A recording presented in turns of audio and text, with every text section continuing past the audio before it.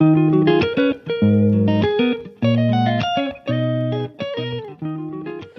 everyone. You are welcome to Neztelly. Thank you so much for coming by. If this is your first time, I am honored to have you here. And if it is not your first time, welcome back. Today we are discussing a book that gave me, hey, this book, this book. It is called The American Marriage. What is an American marriage to you? I really want to know, like in the comment section, what do you think an American marriage is? Or let's start by, defining the simpler things. What is a marriage? Okay. Then when they say an American marriage, what do you think of? Like, what do you think of? It's written by Tayana Jones. All right, the book will be here, don't worry. But it's about a black couple, a lady and her man.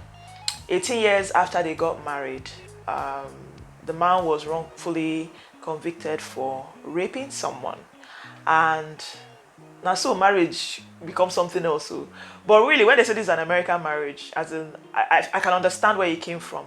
She did such a beautiful job of covering the culture, the way the man's mind works. And I think it makes sense a woman would write this book, because I've never actually read any kind of text, or I've been around men that are this vocal about their feelings and the way they understand something. I imagine someone has tried to make this into a movie and it didn't work, because how do you capture the characters very well? The man that went to jail, his name is Roy, and you talk about Roy, the way he sees his mom, the way he sees his dad, and then he was sentenced to jail for 12 years. And what happened to him and his wife throughout that period? His wife came up from is more upper class than he is. That's from birth, and the father pretty much bought them a house. Now it's not like the man was a layabout. The man was a hardworking man. He was working in an office in New York, when they actually stayed dating. So it's not as if he was like a layabout kind of guy. However, the girl comes from old money. So it's like the reality of that, how both in-laws viewed the relationship, how both in-laws viewed themselves. It was, I don't know, it was just so beautiful. I'm telling you, I don't know if there are words I can explain.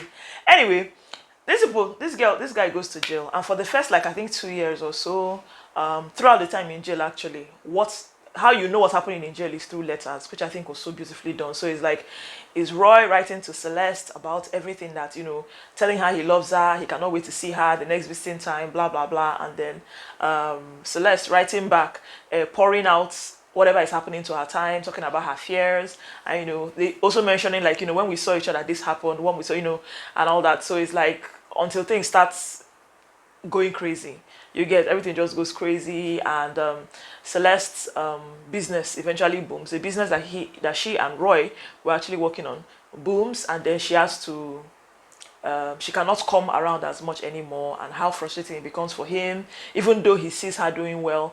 Like, he looks at Ebony magazines and all that, so it's like he's seeing her do well.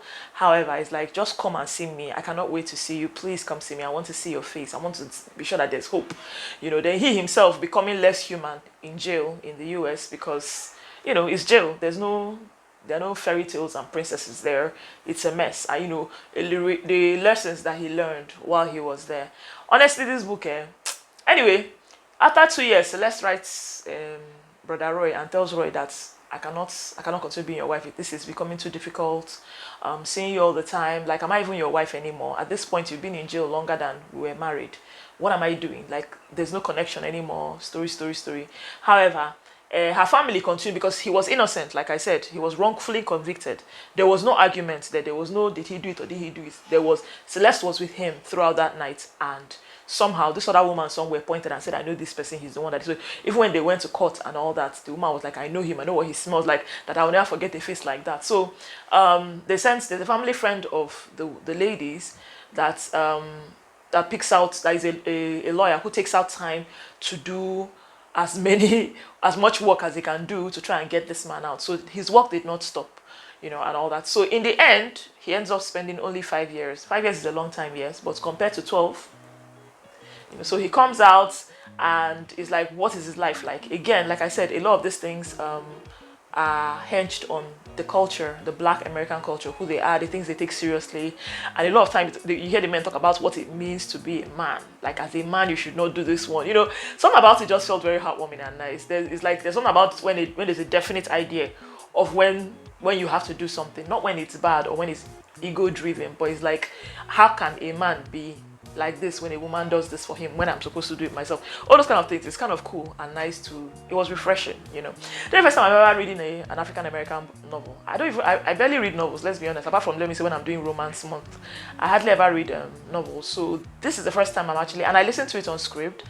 The book is very popular. Roving Heights has been posting it up over and over again for years, but I just never thought of reading it until recently. And the guy that did the reading, the guy and the girl with that whole southern accent, oh boy, it was just giving me, it was giving me sweetness, Jerry. I loved it. It was really nice. So yeah, that's pretty much it. So Roy comes out of jail. Celeste is now engaged to marry someone else, but she never actually got a divorce from Roy.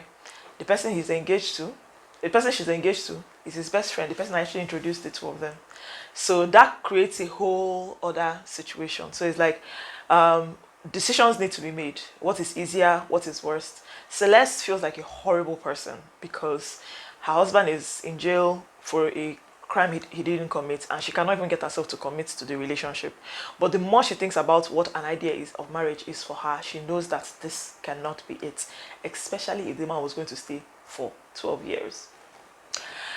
It's easy for you to want to villainize someone in the book. That's the interesting thing. When I was listening to it, I kept on thinking this person is a bad person. But like every time you hear those people talk, you realize that they're not exactly bad. It's just life happening. They are victims of circumstances. So there's nobody you want to point at that is a horrible person. You want to point at the boy's mom, the boy's dad, the boy, the best friend, then the Celeste dad, Celeste mom, the lawyer. You want to look for who you want to point at to say it is your fault this whole thing went bad. But it's nobody's fault. Do you understand? Maybe you can blame the woman that's wrongfully accused him, but the point is that it's literally nobody's fault. None of the main characters in the book is at fault for this situation. A man wrongfully incarcerated for raping a woman, which he did not do, and everybody knew. And then he has to suffer this entire life. His life goes upside down, and then what is he going to be when he is out? You know, honestly, this book, I feel like some of you read this book and didn't tell me about it. Why didn't you tell me about this book? Because this book is, wow, I love it. I love it. If you've read the book before, I think it would be really cool for you to leave a comment below. Let me tell me what parts that you liked.